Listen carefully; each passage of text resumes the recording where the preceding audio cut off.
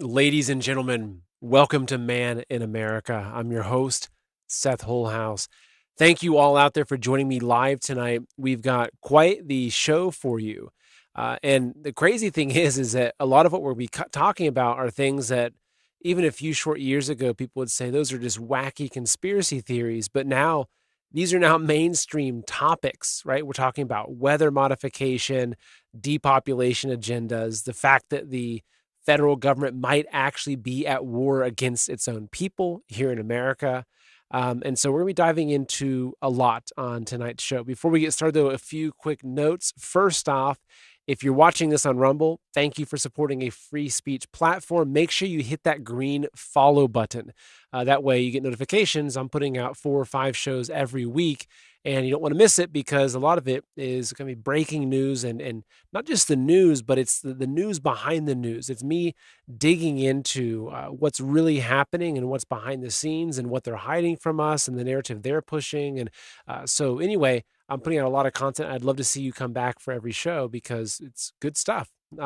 Also, I do have a locals community. So if you're on Rumble, make sure you also hit that pinkish red button, which is to join the locals community, where you get a lot more of the behind the scenes access to Man in America and all that good stuff.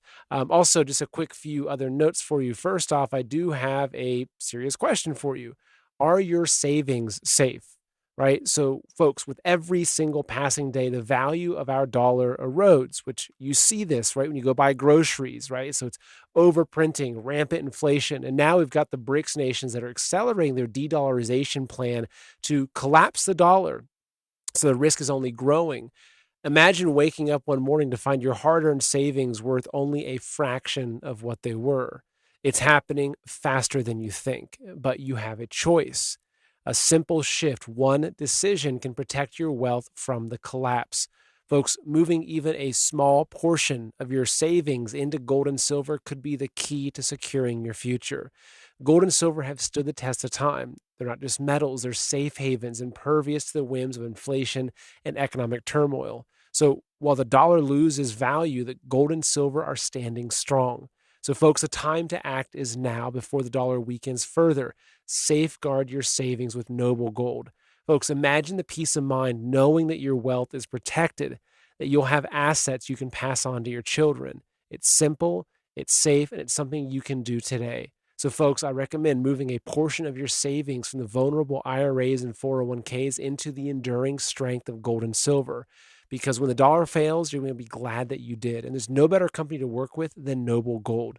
So folks, protect your future. Act now. Call 626-654-1906 or visit goldwithseth.com to get your free gold and silver investment guide. Again, that's 626-654-1906.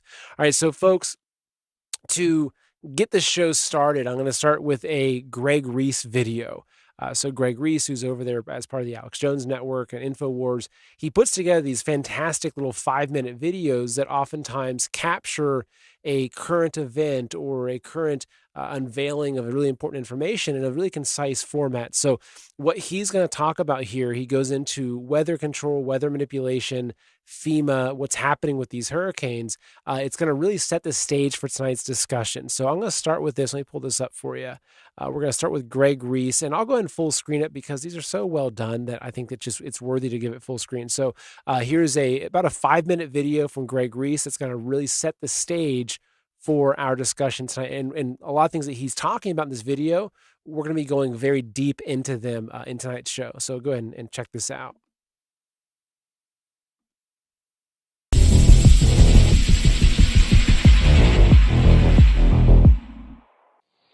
It lays the predicate and the foundation for the development of a weather satellite that will permit man to determine the world's cloud layer and ultimately to control the weather, and he who controls the weather will control the world. There are many known ways to control the weather, and the best way to steer it seems to be with the NEXRAD Doppler Weather Radar Network. The circular blue flashes seen in this video are frequency transmissions from the NEXRAD network of transmitter installations. The brighter the blue flash from a frequency transmission installation, the more pronounced and powerful the repelling effect on any air mass or storm in the vicinity will be. Where there are no blue flashes, there is no transmission, thus no repelling effect, thus no resistance for a migrating storm. Translation: a migrating storm will be hindered from moving toward frequency transmissions and will easily migrate in a direction with no transmissions. So again, I ask, was Hurricane Helene's path and behavior just an act of nature, or was it engineered? Whatever happened during Hurricane Helene, our own government is actively killing the victims of the flooding. We're in Nashville, and I saw 2 Air Force helicopter 60s, and I knew they were PJs just looking at them. And I went up to them, like, hey guys, like, what are y'all doing? And like, this is what you need to be doing. This is how I'm finding people. And they're like, we can't go. We're waiting on Title 10 orders. And I'm like, what? They can't get any authority. There's military helicopters all over here sitting on the ground, and they can't do nothing. Even my JSOC boys in Fayetteville, they can't get orders to come out here. It is just the most disgusting thing, and they're killing these people. And I don't know why they're doing it. I don't know what kind of conspiracy. I've heard so many things, whatever you want to come up with. But they are literally allowing these people to fucking die in the mountains right now because we can't get helicopters. Not only is the government standing down, they are stopping others from helping. And there are even reports that the confiscated donations are being delivered to sanctuary cities.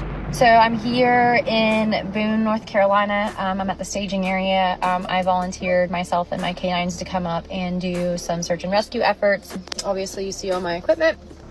So we've been told to just turn around and go the opposite direction, because what they're doing is they're confiscating everything. Like, they would confiscate all of my gear, my car, my dogs, like literally everything.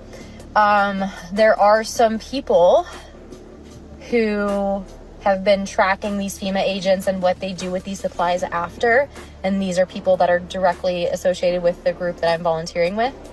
And essentially what they're doing is they're taking these supplies to sanctuary areas for illegal migrants and giving it all to them. An unmarked black helicopter was caught on camera deliberately causing thousands of dollars of damage to a donation and support center. The government is no longer trying to hide. They are now killing us out in the open. And the radical Marxists working at FEMA are not really concerned with most of the people. LGBTQIA people and people who have been disadvantaged already are struggling. They already have their own things to deal with. So you add a disaster on top of that, it's just compounding on itself. You know, the shift that we're seeing right now is a shift in emergency management from utilitarian principles where everything is designed for the greatest good for the greatest amount of people to disaster equity. We, the people, point out that they are killing us, and they complain that it's hurtful. What kind of impact has this had on the recovery effort? It has a tremendous impact on the comfort level of our own employees to be able to go out there, but it's also demoralizing.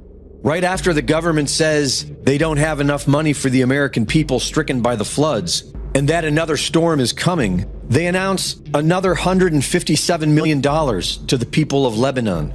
Joe Biden makes another Freudian slip and says the government's response will be to increase the number and intensity of these extreme weather events. Response is to increase the number and intensity of the extreme weather events and be where we're going to use all the resources available to the government to do it. And many are now saying that this is exactly what they did with Milton, which is now expected to be catastrophic. Reporting for InfoWars, this is Greg Reese.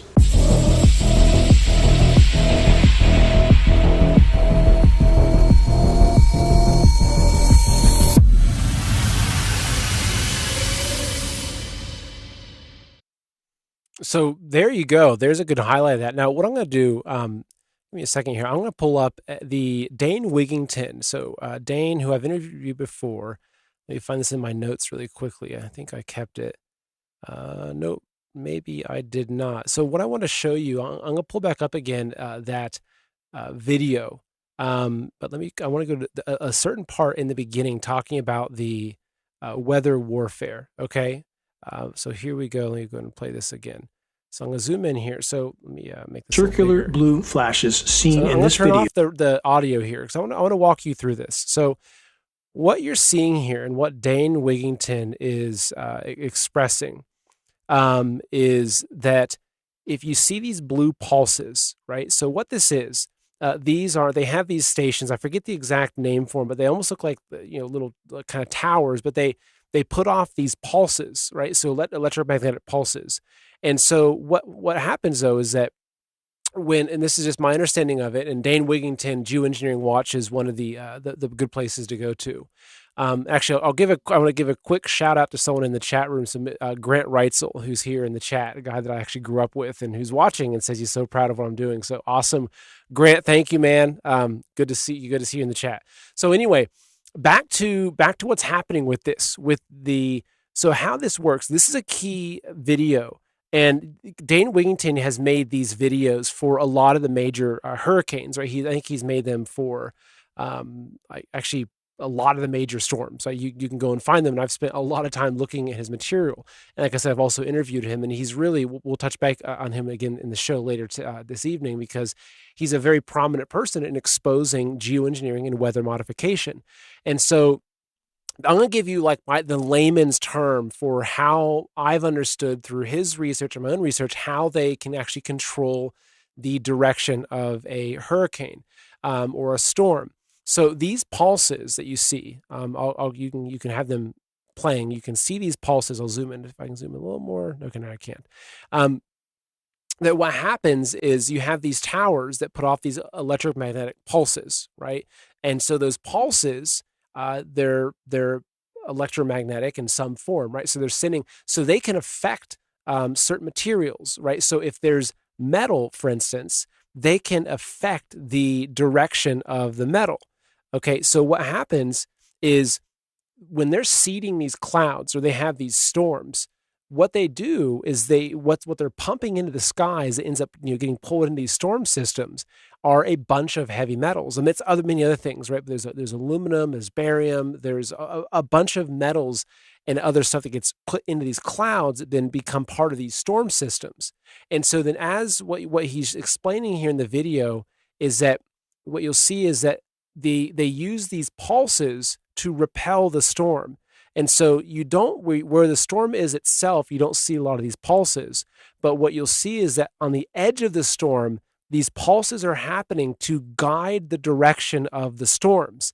I think it was actually Hurricane Katrina that I think that I saw. We did the same analysis of it, where they used these pulses to make the hurricane stop. So they literally made it sit there over the region that it was had hit. Right? They made it actually just pause.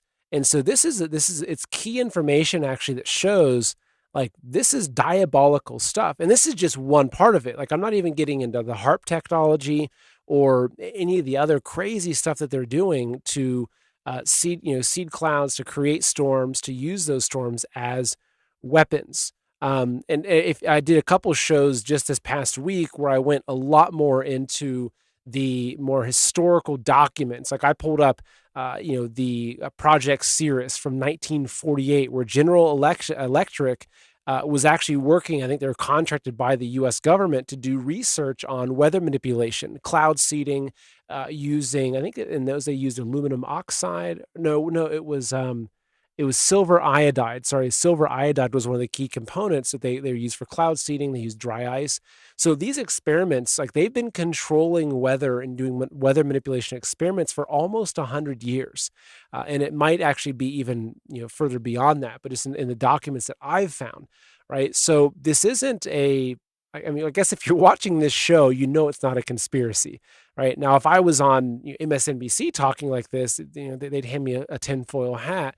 Even though I imagine that a lot of the viewers would be like, you know what, this guy's actually making some sense. So anyway, I wanted to show you that because it's a key way that they are actually controlling these storms. So I wanted to highlight that. So the other thing I wanted to talk about though is this. So here's another thing. This is with Dane Wigington. This is the guy right here. Here is an interview that he's doing. Where he's talking about this, he's exposing what's happening, and he was on Colonel Douglas McGregor's podcast.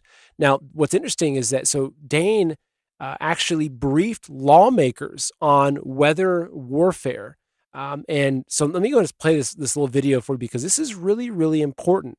Okay, I'm going to zoom in here so you can see it a little bit larger. And this is, I think it's a couple of minutes, but I'll play it for you, because what's happening right here, and not just, with weather, but so many things, right? We've seen it with big pharma, with the media, with the education system, with our elections, that what's happening is that the masses are now realizing that not just that like a deep state or a cabal exists, but there's actually very powerful individuals that have a lot of control over our own government, that control our puppets like marionettes, right? Our politicians like puppets that have been lying to us. And in fact, they've been controlling the weather. They've been poisoning our food. They've been poisoning our medicines. Like they've been intentionally trying to kill us, right? This is the conclusion that I've come to through my research, is that there is a small group of very evil people, and we won't get in this show, won't be getting into who they are, or what religion or any of that kind of stuff, but that they want to kill us. They want to remove us from the earth because we're taking up their precious resources. But what's incredible is that people are now waking up to it. And that even something like weather modification is now becoming a more mainstream topic, right? And so actually, before I play this, I'll pull it back up. But this is a really interesting point, is that if you look at what happens when they roll out these campaigns, like when they rolled out the C-19 jab, that was what woke a lot of people up to, like, hey, wait, like big pharma is actually like doing some pretty nefarious stuff. Like this is like, I didn't really realize this. Or when the COVID lockdowns happen, or, with the masking in the schools. So what you see is that every time the deep state or the cabal, whatever you want to call them, every time these rotten ghosts of humans, they carry out this campaign to attack us. Like they might have some success in attacking us, but the problem is that amidst that campaign, a lot of people wake up to the realization that, hey, they're attacking us and there's this campaign. And so it's incredible. Like I've been talking about weather modification for such a long time. I've been doing shows on it. I got my last interview with Dane Wigington was probably, almost maybe 3 years ago. Right. So this is something that I've been hitting hard. So the fact that we're now seeing this in the mainstream discussions is really, really good. So I'll go and play this interview, this little snippet. I think it's about 3 minutes long, with Dane Wigington, because this is really important. The fact that he's not just talking about this to some group of people that care about chemtrails and hate them. He's briefing like significant politicians on this stuff. So watch this little snippet here. If you can do so, could you tell us about some of your recent discussions, conversations, briefings that you've had with political leaders from the states in question that have asked you what you think? First of all, what did they specifically ask you, if you can tell us, and how did they respond to your answers? Yes, Colonel McGregor, I had an hour conference call yesterday with the representatives and senators from the Carolinas, and we presented the data to them to answer their questions about how this manipulation occurs. They realized this was not a natural event. They're trying to digest the fact that their states were literally under assault from weather modification operations that are clearly connected with DOD operations, and we can speculate again on the agendas and objectives being carried out, but the fact that the storm was manipulated is absolutely inarguable. We know that technology to stop these rotations from even occurring has existed for decades with the manipulation of atmospheric pressure zones. HAARP in Alaska is one example many people are familiar with. That's an ionosphere heater. That's a weapon of mass destruction, period. It can cause an electrical chain reaction in the ionosphere, which heats it to extraordinarily high temperatures, which causes the atmosphere to bulge up and down. The downward push creates a high pressure dome that can steer the jet stream. And the same type of manipulation can create low pressure zones. And when they have this type of power over the climate system, they can make or break these storms anytime they want. And again, what we see now is storms kept weaker as they're over the ocean because they're harder to steer until they reach the land-based network of transmitters. And then we have, Colonel McGregor, rapid intensification. You've heard that term probably a lot lately, because that's how they manipulate these storms. And again, we have Acapulco last October being the extreme example of rapid intensification. An insignificant low pressure system developed into the strongest Cat 5 hurricane to ever hit that part of the world in less than 24 hours, laid waste to Acapulco. And by the way, Hurricane John, which just hit Acapulco again as Hurricane Helene was wreaking havoc in the Carolinas. Not many people know that. So Acapulco just got dealt another blow. So again, how many agendas and objectives are being carried out when we know they can manipulate these storms, when we know they can make or break them anytime they want? And again, I bring up the oil infrastructure in the Gulf of Mexico that seems to magically miss any sort of damaging storm again and again and again, while the storms wreak havoc inland and on shorelines. It's not a coincidence. They have that much sway over the storm. Yeah, so there you go. I mean, he's directly briefing these people. I mean, which is incredible. But again, his website, I think it's geoengineeringwatch.org. But this is something that is now becoming a mainstream discussion, which is good. I mean, MTG, Marjorie Taylor Greene, she's been tweeting about this nonstop, and she's been saying, folks, the government controls the weather. They're using it against you, right? So it's out in the open now. Now, getting into I want to talk about a little more about that helicopters, but actually, before I jump into that, I do have a quick note for you actually about Freedom Chat, right? So let me ask you all a question. How many of you are concerned that your privacy is being attacked? The deep state, including the DOJ, is invading individuals' private messages and targeting that.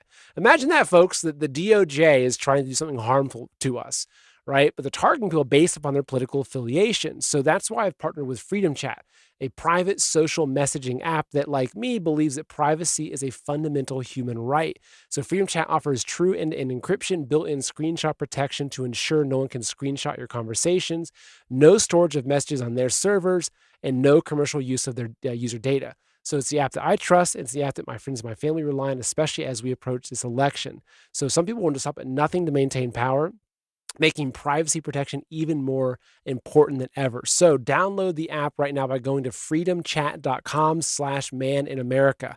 That's freedomchat.com/man-in-America. And I'm such a fan of Freedom Chat that I even have my own private channel on there, which you can subscribe to for exclusive content. So download the app, search for my channel, and subscribe. All right, so folks, it is freedomchat.com/man-in-America. All right, so diving into, as I mentioned, the helicopter stuff. So this is crazy, right? So you saw in that video, there were the helicopters that were flying over these distribution sites, right? These aid sites that have been set up for the Carolinas and these regions that were heavily hit. So check this out. I'll turn the volume down so it's not too bad. But here is just an example of this chopper like flying right overhead this huge distribution site. This is all these are all volunteers, right? These are people that are setting up this stuff with their own money, their own time, and you've got these choppers, like there's been a couple of them that have been caught, and they're flying right overhead, right? So this is adding insult to injury. It's like, this is absolutely atrocious, right? Now, what's crazy, and I'll kind of fast forward a little bit so you can see more of it. Well, there you can see what's going on here. Like, completely wrecking this place. Now, what's crazy, though, is that, so there's a guy named Tony Segura, which this is his post, right? So he's an interesting character. He has access to a lot of technology for tracking things. So I actually identified the helicopter as Fury 147. It's a UH-60 assigned to the Connecticut Army National Guard. Okay, so the flight tracker has it in the area at the correct time. So this guy's tracking all this stuff. He has access to flight tracker, but he also does a lot of GPS geolocation stuff, which is pretty incredible. Anyway, so what's crazy is that we've had the Connecticut National Guard has come out, and they've had to acknowledge that that was one of their choppers, right? So they say so after that the video started going viral, it says pilots from the North Carolina National Guard have been grounded pending further investigation of their behavior impeding hurricane relief efforts. So here's the post from the Connecticut National Guard, which says the initial investigation indicates the helicopter in the video belongs to the North Carolina National Guard. The pilots have been grounded until a further investigation can be completed. I mean, folks, this is just sickening to me, right? You've got people stranded in a disaster zone, right? Starving without their medication, without their baby food. You have all these good-hearted Americans, right? This is the America that I stand for, right? The good-hearted Americans that are coming together, they're pulling together to support their fellow Americans. They've got all these donation centers set up. And then you have these, pardon my language, but these jackasses in these military helicopters doing flyovers, just wrecking everything. I mean, if this doesn't show you that there's some sort of nefarious agenda, like I don't know what does. I don't know what does. But then as we get into Hurricane Milton, this is where it just gets absolutely crazy. So I've got a video I'm going to pull up for you just to show you kind of just a bigger picture view of Hurricane Milton. I know that you've been seeing a lot of news about it, right? You know, it's a Category 5 hurricane. They're even considering it maybe even a Category 6. That I'm seeing reports that it's potentially the strongest storm ever tracked and ever recorded. But watch this. I'll play about a minute or so of this video of this meteorologist describing it. Now, the meteorologist is blaming it on climate change. It's like, okay, well, okay, I'm not going to get into that. But the guy also knows weather, right? So we'll just watch this because this is mind-blowing how powerful this storm is. Incredible hurricane. It has dropped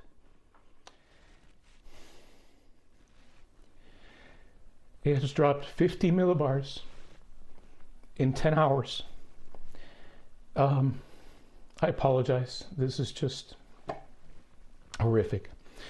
Maximum sustained winds are 160 miles per hour, and it is just gaining strength in the Gulf of Mexico, where you can imagine the winds. I mean, the seas are just so incredibly hot. Record hot, as you might imagine. You know what's driving that. I don't need to tell you. Global warming, climate change, leading to this and becoming an increasing threat for the Yucatan, including Merida and Progreso. So you can see this. I mean, I think the guy's almost in tears. Now, the crazy thing is he's blaming global warming, but actually I think there's a major recent study that came out that shows the planet is actually cooling right now, right? Which is why they've changed their whole narrative to climate change, not global warming. But that guy didn't get the memo that you can't say global warming anymore because the studies are now showing that the Earth is cooling, right? Because it's got to be climate change, right? It's the climate change thing. So anyway, I mean, you can see that. Okay, here's another post I want to share with you about the power outages. Like, this is also crazy to look at, right? So here, this is from Mario Nafal on Twitter. Says that Milton's wind field will cause long-term outages. Prepare now. So Hurricane Milton has surged back to a Category 5 storm, threatening catastrophic damage as it approaches Florida's Gulf Coast. Officials are warning of widespread, potentially long-term power outages. Residents are urged to stock up on essential supplies such as batteries, non-perishable food, and ensure they operate generators safely. Evacuations are underway and shelters are open as the storm is expected to make landfall Wednesday night or early Thursday morning, bringing life-threatening storm surges and devastating winds. So here is a map of the power outage forecast, right, where they're saying that, like, you know, a good almost third of central Florida, right there across the middle, that blue area, is they're saying widespread.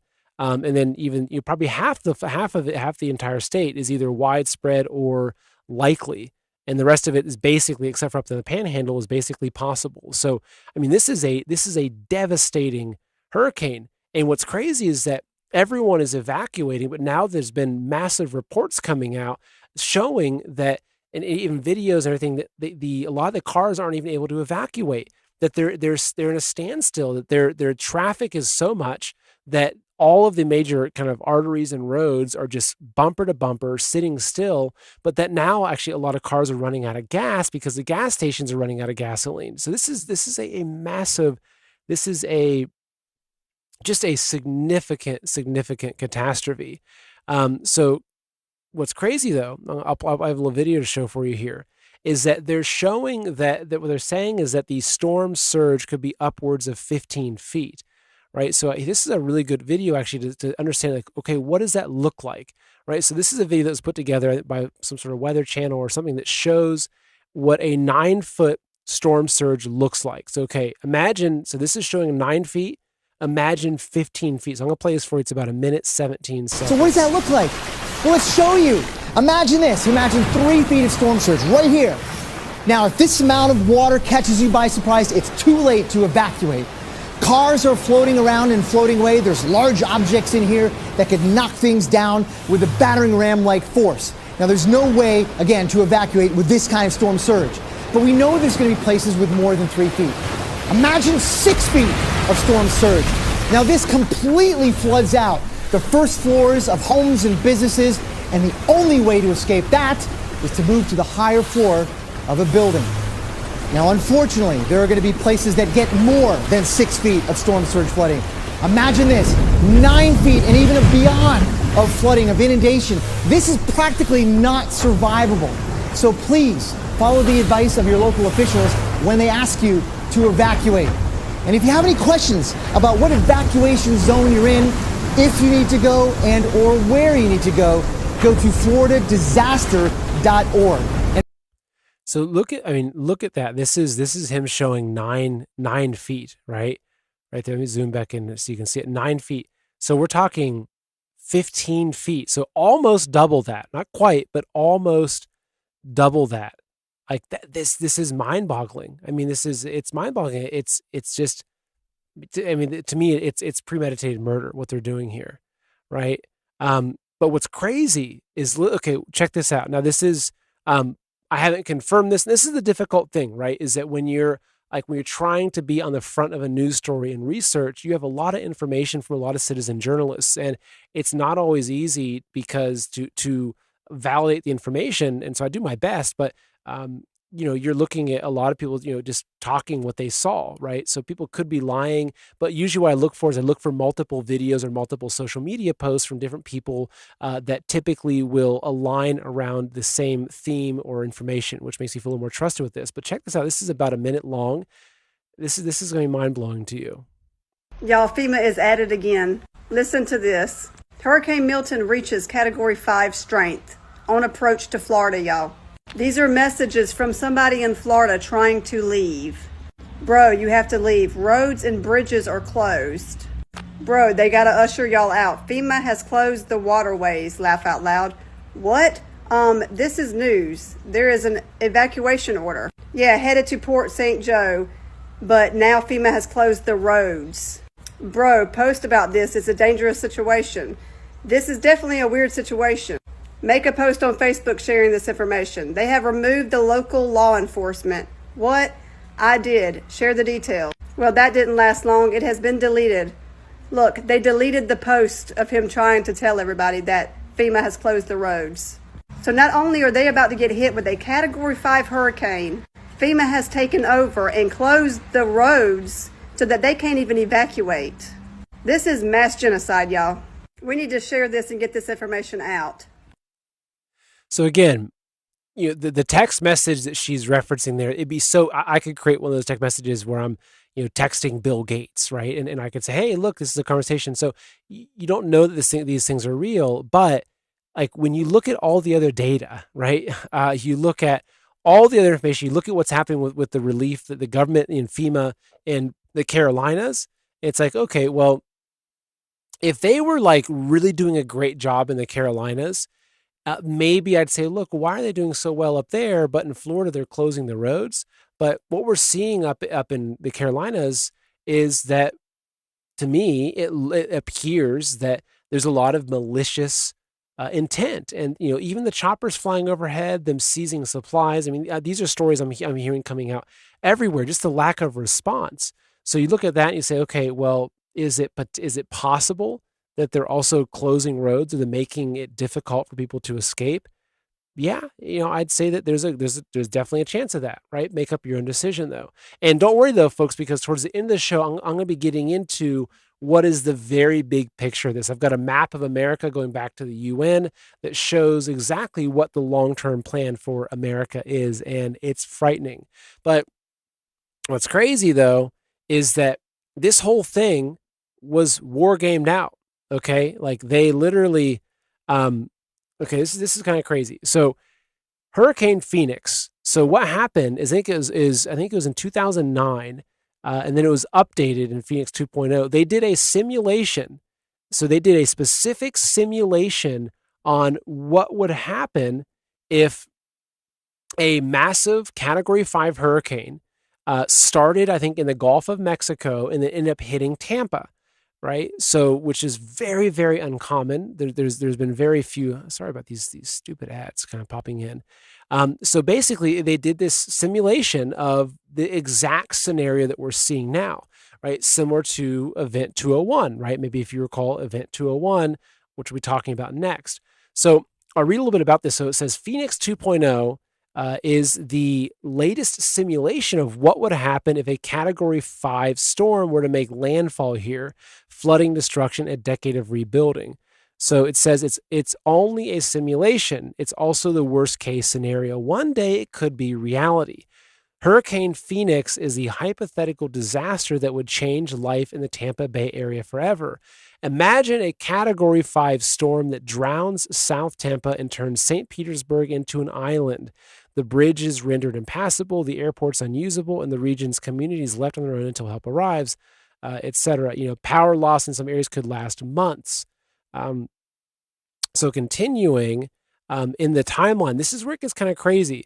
So this is their mock Hurricane Phoenix timeline, right? So that it hits, so the whole thing hits on October 15th, right? Which is just kind of strange. Like that's next week, right? So they did this entire war game or simulation, actually two of them, one in 2009, then it was updated as Phoenix 2.0 to look at, okay, what would happen if this catastrophic event happened?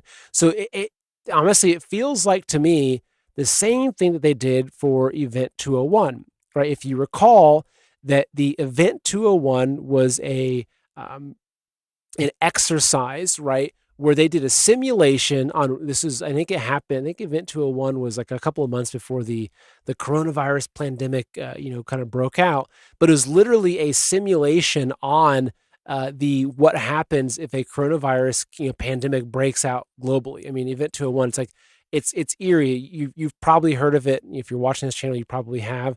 But what's crazy is, okay, let's do a little digging here. So actually not much, it's pretty easy to find this stuff. So the Johns Hopkins Center for Health and Security, in partnership with the World Economic Forum and the Bill and Melinda Gates Foundation, will host a global pandemic exercise called Event 201 on Friday, October 18th, 2019. So a couple months before COVID started. So it's like, okay, well, why is the World Economic Forum teaming up with Bill Gates to do this? Were they involved in it? Okay, ask your own question. Now, what's crazy, though, is let's talk about Tampa. So this right here, this thing called Herein, right, this residency or residence. So, okay, it's this massive Tampa development. So it's part of Water Street Wonderland, which is this huge investment into Tampa. So here we say a Tampa development becomes a city within a city. Now, this is a little bit older of an article. I forget when this came out, but this is a couple of years old. This may be 2022. Okay, so you have this talking about this, what they call the city within a city. Okay, talking about this really how they're revitalizing downtown Tampa and, like massive money coming in, massive money coming in. But here's where it gets kind of dicey. So they say the end result, Schaffler says, is to create a 15-minute city experience, right? So, okay, look at this. They've got it in quotes. So the end result in this massive thing in Tampa is to create a 15-minute city experience that allows residents and visitors to be within a quick walk or drive from everything they need and not to be close to long-established and to be close to long-established neighborhoods nearby, right? So whenever you see this language talking about these 15-minute cities, this isn't a show about 15-minute cities per se when we're diving into it, but basically to give you my kind of very rudimentary and kind of basic understanding of it is it's a way of taking big cities, turning them into either building from scratch after destruction or converting cities into smart cities, with the idea being that everything is within these 15-minute zones, right? And so the purpose of it, though, a lot of it is done out of the kind of the climate change or global warming, whatever you want to say. that they're saying as an excuse because there's climate change and because people are driving these polluting cars everywhere and all this kind of stuff and traveling on airplanes, that people should be limited to these 15-minute cities, and that these 15-minute cities will have everything you need, but they are smart cities. They are laden with all kinds of technology for monitoring you, for controlling you. And there's a lot of people that believe that their long-term plan, which I'll show you the map of, actually, I'll give you a quick preview of it because you're probably really interested. I'll be talking about it in a little bit. This is the map I'm going to be going over with you, okay? Which this is going to be, it's going to blow your mind, this UN map. This is from the 90s, okay? But back to the 15-minute cities, because we're not ready for that yet. You have this development, right, talking about the 15-minute city experience. So the idea, as I was saying, is that basically what they do is they create these prisons that what they want to do is that, look, like for me personally, I live out in the country.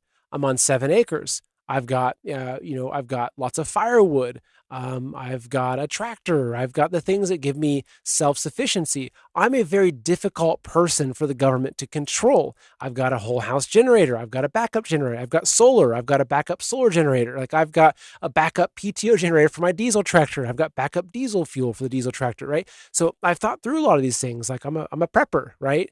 But the problem is that the government can't control me very much. They can't come to me and like, as they turn something off or whatever, it's like, okay, look, like this is my home. I'm going to protect it. I'm going to defend it. And you're not coming in here.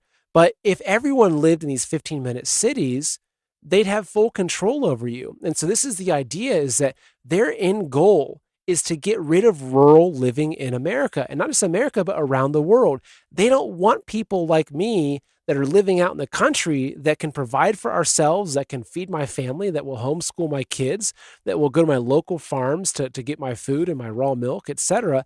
They don't want that. So the overall, if they want to create a proper prison planet, they need to get us out of the country and into these 15-minute cities. And so this is a central part of the overall plan, is the 15-minute cities. So when you look at something like this, and you see that there's this massive, massive development, right? I think it's like billions of dollars, right? This Water Street, Tampa.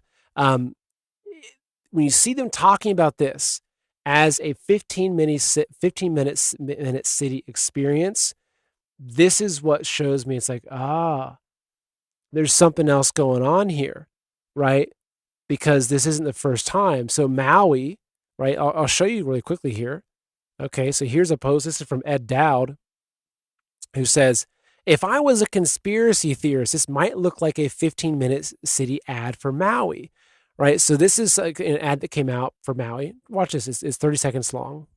And keep our families here. Let's focus on places where new development can create walkable and bikeable neighborhoods. Have a community that's designed for people to literally bump into each other and spend time together. It can mean more foot traffic for local businesses, where you don't need a car to get to the grocery store, work, or a friend's house. If we get more involved, we can guide where housing belongs. Visit housemaui.com to learn more. So there you go. So there's a language, look for language. They're saying, you don't even need a car, right? Why have a car? You can just ride a bicycle or you can walk, right? Now, look, I spent probably a decade living in the middle of New York City. I loved it and I hated it. Okay. Most of me hated it because it was absolutely miserable, but I can tell you that I spent a lot of time living without a car. And it sucks. Like when you don't have the ability to hop in a car and drive somewhere, it's like, you feel like you're literally in a prison island.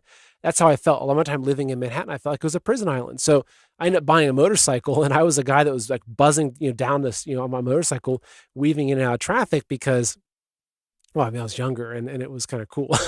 But either way, you don't have those freedoms. So if you look at what's happening with Tampa and you look at the fact that, okay, what do we have here, right? And that's what I'm looking for. I'm not going to tell you what the truth is because I'm still finding it myself. What I'm looking for when I'm researching, I'm looking for patterns. I'm looking for repetition in certain key words. I'm looking for instances where I see the same patterns happening in this region and I see that happening in another region. And so what I'm seeing, though, in Tampa is I'm seeing a pattern. Okay, one is the simulation. If you see these simulations, and I haven't looked at, but I bet if you went digging somewhere in Maui, as an example, they probably had some sort of simulation of a similar event to what happened, a simulation of, okay, how would we react if there was a massive wildfire, right? And I think it's part of this revelation of the method. It's like they're telling us what they're going to do before they actually do it. And there's a reason why they do it. They're not doing, like, they didn't hold a public event 201 thing that was broadcast with the website and everything. They didn't do that to actually try to figure out what would happen, right? They know what's going to happen. Behind closed doors, they know exactly what they're doing, right? There's a reason why they're showing the public this stuff, because they're saying, look, we showed you we're going to do it, right? So if you look at this, you look at the simulations. That's a big one. Okay, we say, okay, Tampa, you've got the simulation. You have the exact same scenario, a Category 5 hurricane originating in the Gulf of Mexico in October that has a direct hit on Tampa. Okay, that was years ago. Now the exact same thing is happening. Okay, so you have the simulation, but you can also find there's reasons behind why they need to clear that land. Okay, so some of these reasons are natural resources. So I'm going to be talking a little bit about these massive fires that are happening right now in Wyoming, which are highly suspicious. Okay, we'll talk about that. Look at what just happened in Asheville region, North Carolina, that there are massive resources under the earth in that region. Okay, massive. We're talking hundreds of billions of dollars worth of resources underneath the land that people didn't want to give up, right? So, okay, great. Well, so then we'll use these weather disasters to clear everybody out, destroy the land, make it worth nothing, have the government seize it because it's unlivable, uninhabitable, and then they've got full operations for mining. It's like, look, if I was an evil Bond villain and I wanted world control, I'd do something like this. Right? It's like, okay, if I want to make, a third of $1 trillion off the mines below this town, and I'm some evil dude that doesn't care about people, it's like, okay, yeah, hey, make a hurricane and go wipe out those people. Who cares about them? Kill them. Hey, make sure that FEMA doesn't help them. Don't give them any hope for the future. Go in, seize their land, kill them all. It's okay, right? We're gonna make so much money off of this, right? So this is what's happening, unfortunately. Like, that's my assessment of it. And so if you look at Tampa, right, we have the simulation. Okay, we have the discussion of 15-minute cities. Now, what's crazy, if we start digging into this 15-minute city thing a little bit more, okay, pull this up. Okay, so this big development, right? So here's another ad for it. This is travel and leisure. Okay, so here, okay, I've lived all over the world, but I've never been more proud to live in this Florida city thanks to an incredible new neighborhood. So it's called Water Street, Tampa. So it's this neighborhood that is becoming the pilot for this 15-minute city program down there. So, one second, I got to get rid of a troll in the chat real quick. There we go, done. Okay, so we get these trolls in there. Okay, so all right, so look at this article. Okay, they're talking about the thing that we had just talked about. Right, I just showed you the website for this big fancy development that they're talking about as being a 15-minute city, and let's figure out who's behind it. If you had to guess, who would you guess was one of the major investors of this? Okay, let's keep going. And let's see here. I think I had it for you. Let me find it real quick. There you go. Water Street is a joint venture between Bill Gates and Jeff Vinnick. So is it some coincidence? Maybe. What are the odds that Bill Gates, who we know his role in the pandemic, we know that he was, Bill and Melinda Gates Foundation together with the World Economic Forum are the ones that actually brought forth the Event 201, that they sponsored it. Okay.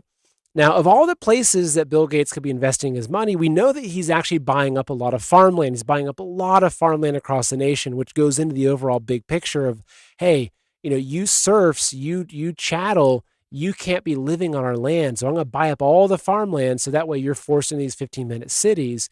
So what are the odds that Bill Gates just so happens to be one of the key investors of the massive venture to turn Tampa into a 15-minute city.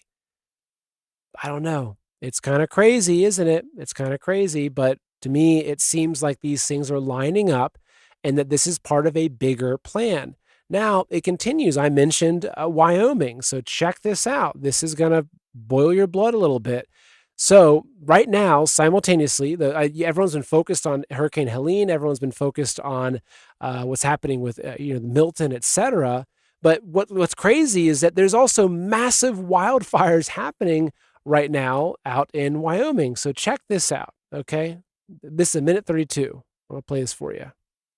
If you haven't heard, Wyoming's on fire. And what's interesting is the majority of it is on the eastern side of Wyoming. Now, just for reference, the yellow part of this map is federally owned land, and the white part is privately owned. These major fires are all in the privately owned sectors. Now, what does this mean? So a recent discovery claims that there is approximately 2.34 billion metric tons of rare earth minerals near Wheatland, Wyoming, which is on fire. Now, with this supply of rare earth minerals, we would be the leading holder in the entire world. Now, where is Wheatland? Right there in the southeast corner of Wyoming, where the worst of the fires are. Now, this won't be an overnight transition. Many proposals still face months, if not years, before work is final. But the citizens of Wyoming are poised to fight long and hard against these mines. Now, what started these wildfires? So a wet or an area with an abundance of fuels just so happened to get hit by lightning and ignited the fuel. And the state's notoriously strong winds are driving the flames, making it even worse. Sounds kind of like the perfect storm. So I don't know, people, you can put two and two together here. We have a location that could be the leading source of rare earth minerals in a certain part of Wyoming that a lot of people are against mining, and now they're being told to evacuate. I can't say much more, but look into this. I think it will shock you. So there you go. There's another example of this same plan that we're seeing it. Now, what's concerning to me with this is the frequency, right? So when the Paradise, California fires, when those happened, then we had, a break. Of course, we've had fires here and there, and there's kind of more subtle. Then we had the Maui fire, which was, I think, a massive land grab, personally. And then we had a break from that. But now what's happening is that we've got Hurricane Helene. Look at what's happening in that region. You've got these fires happening simultaneously in Wyoming. You have Hurricane Milton building.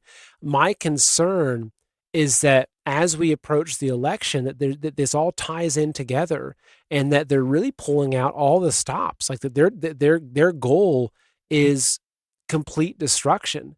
Now, I'll say just a quick little note on preparedness, right? Like I've been talking about prepping. Like, actually, I started my prepping journey when I was living in a tiny apartment in New York City. Like I had my big bug out bags, I had my MREs, I had, all kinds of prepping supplies, because I was worried, right? I was like, okay, if things go south, I need to be able to grab a bag and get the heck out of here. So I had this big burl stock, kind of troop bag and everything. So it's something I'm very serious about. But honestly, folks, if you're watching what's happening, if you're not prepping yet, like, now is the time to really get this stuff together. And so I've mentioned it before, but I'm very close to finishing up. I'm writing a whole book. It's not like a novel, but it's a really comprehensive guide to prepping. I'm going to give away for free. And what I'm going to do is I'm going to give the book away for free. And then I'm going to do a series of shows where I'm basically walking you through the book, probably like 5 1-hour shows, where I'm walking you through the contents of the book and explaining it to you. So it's going to be like a lot like a prepping 101 type book, but it's something that's really, really important to me. And something that, like, I live, like, my life. If you visited my home, you'd say, man, this guy Seth, like, he's really got a lot of this stuff sorted out. And I'm very serious about it, because I'm a father. I've got an 8-month-old baby, a 4-year-old, a wife, right? So they're my responsibility. Like, I need to make sure that they've got food. I need to make sure I can protect the family, that we've got clean water, everything. So if you've been hesitant or worried about this, or kind of on the fence, just dive in. Trust me. But I will. It's a good opportunity to talk about one of my key sponsors of the show, which is Heaven's Harvest. Right. So one of the big things is you got to have food, right? Number one is water. Okay. Make sure you have water either stored, right? My recommendation is at least a gallon per day per person. And I recommend that you have at least 30 days worth of water stored, like spring water, whatever it is. They make, actually, so Heaven's Harvest, they have a whole section of here of water filtration and storage. So water storage, right?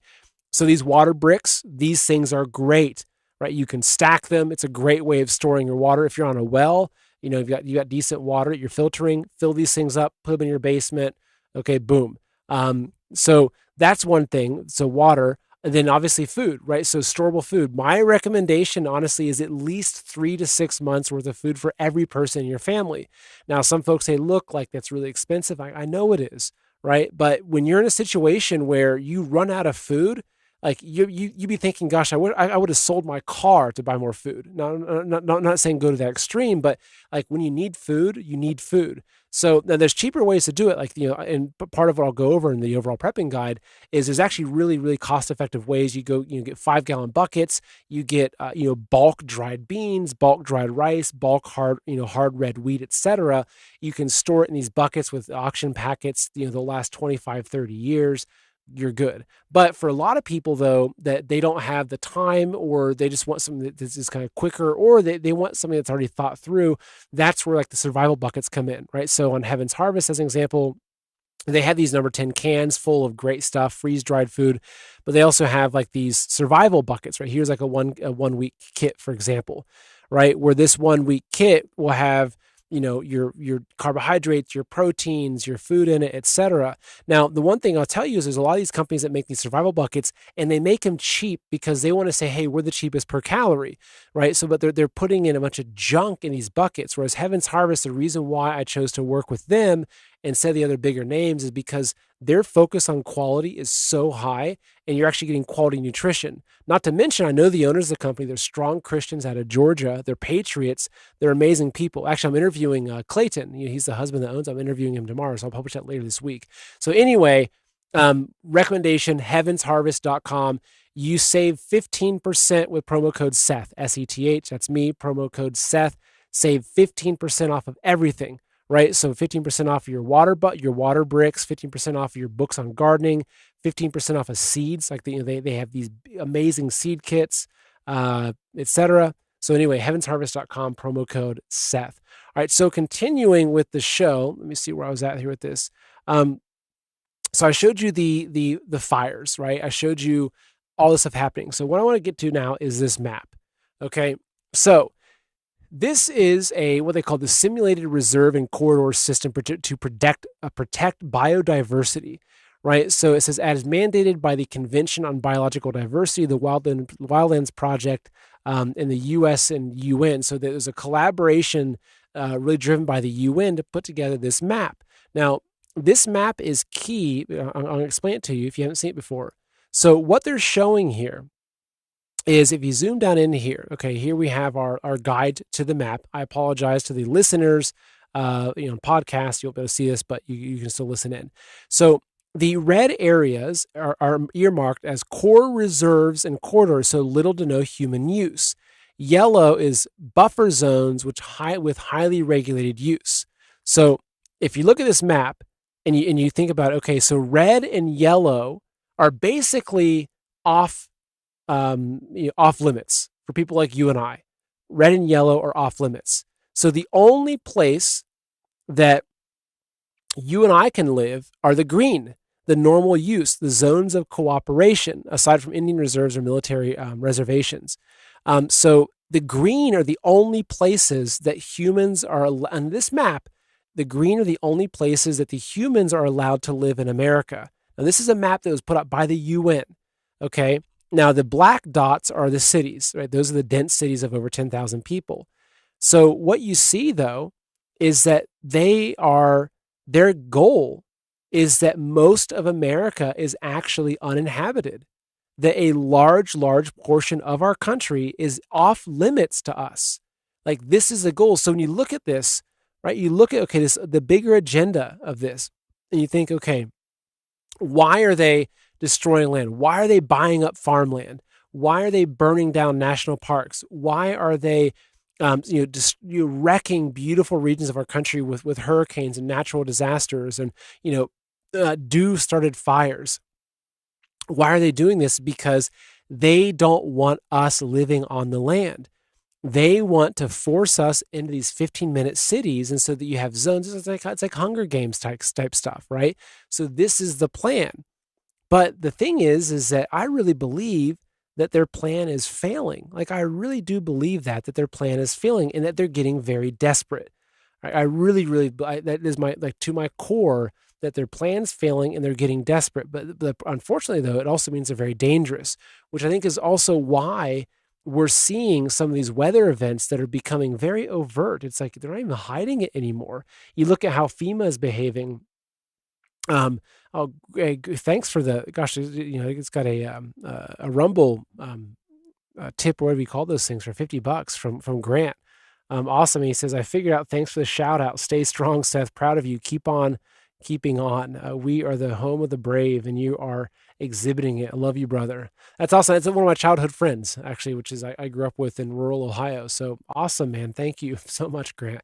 But so this is actually what their overall plan is, right? Is they don't want us to be living the way that I'm living. They don't want us living out in the country because they can't control us. And so they're telling us this is what it is.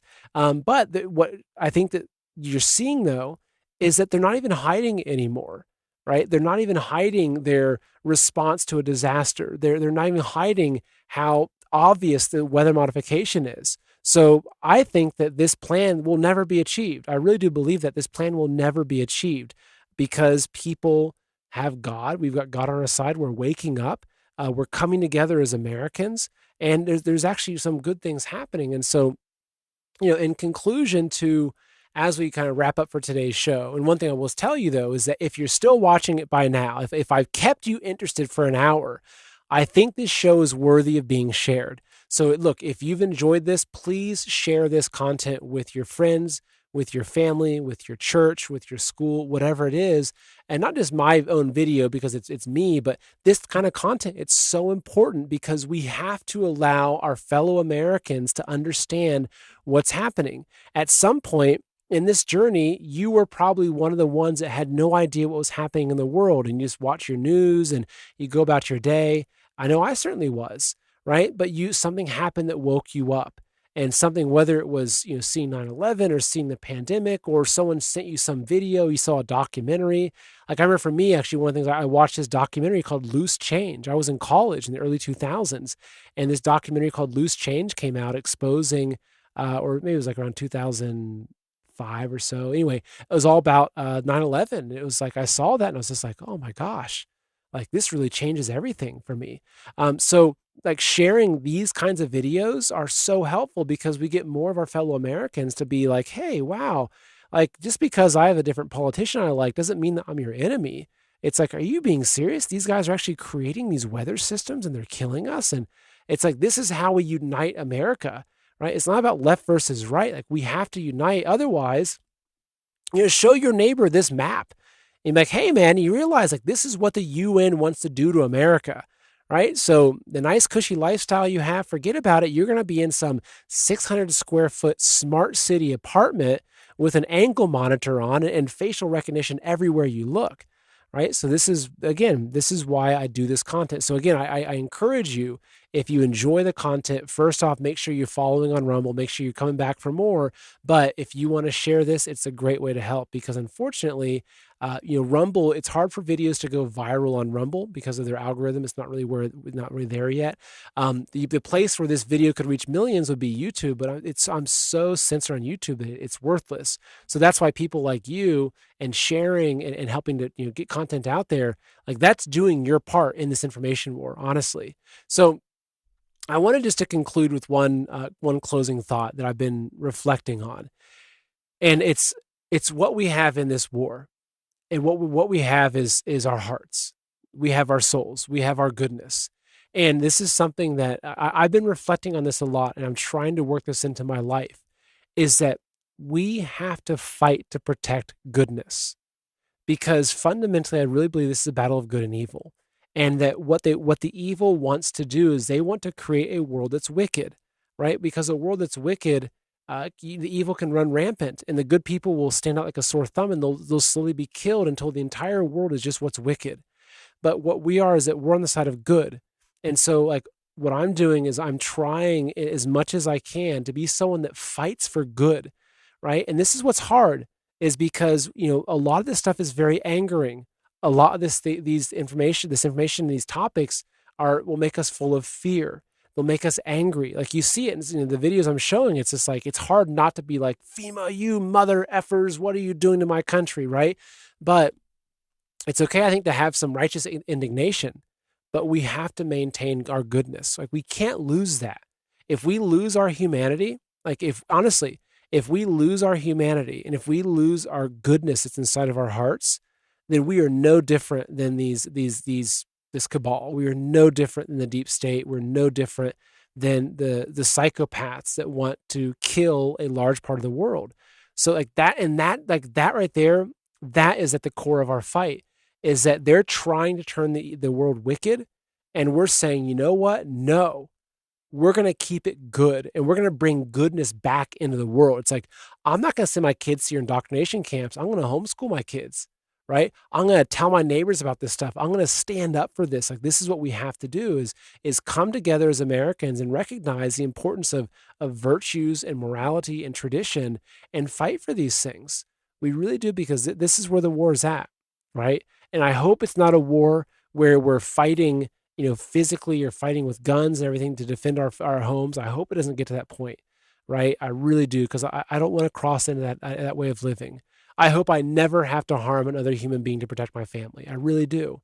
But of course I will, right? If that's what I have to do, if I have to protect my children and my wife, I'll do whatever I can to protect them, right? Because that's my role. I'm the head of the household. I'm the man. Like, that's my role. But I'll tell you what, though, is that what's key is trying to protect goodness. And my two little girls, when I'm raising them and I'm seeing them and I'm teaching them, right? It's about goodness. It's like, June, you have to be good and kind. You have to be a good person. It's the most important thing, is to be a good person, to have your heart full of goodness and full of compassion. And so I'm trying to bring this, like me raising my children to be good people. That's my way of actually reinforcing the good in this world. Because if we can get more good, like, they're trying to corrupt our kids, they're trying to confuse them with their sexuality or whatever it is, they're trying to turn them evil. But if we can fight to protect them and protect ourselves and our households and our communities, that's how we win. And that's why I have a lot of hope. I really do. I have, even though this is disaster central, and I think there's a lot of really difficult things coming up ahead. We're seeing it already.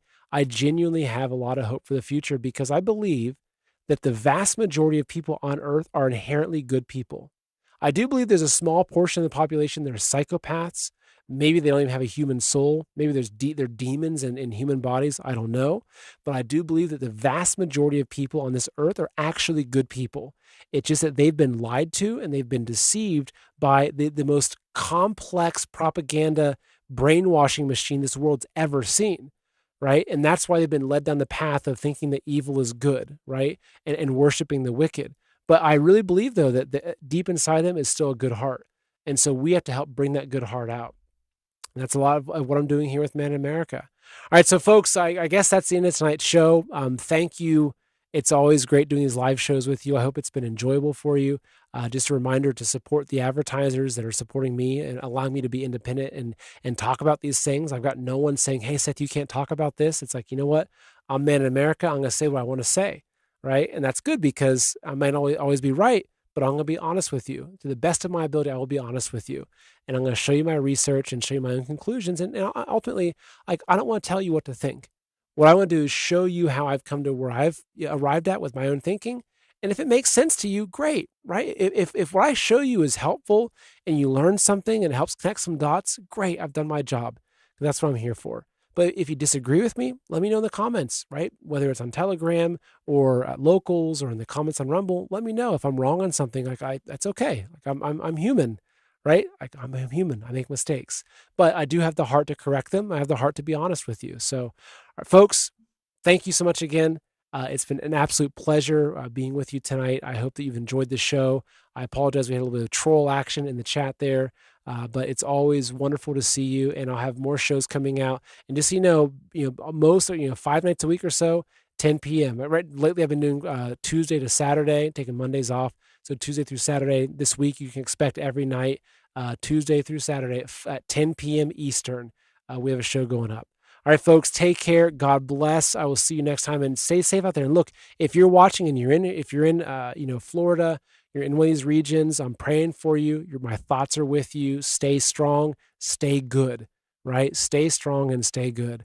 All right, folks, take care. God bless.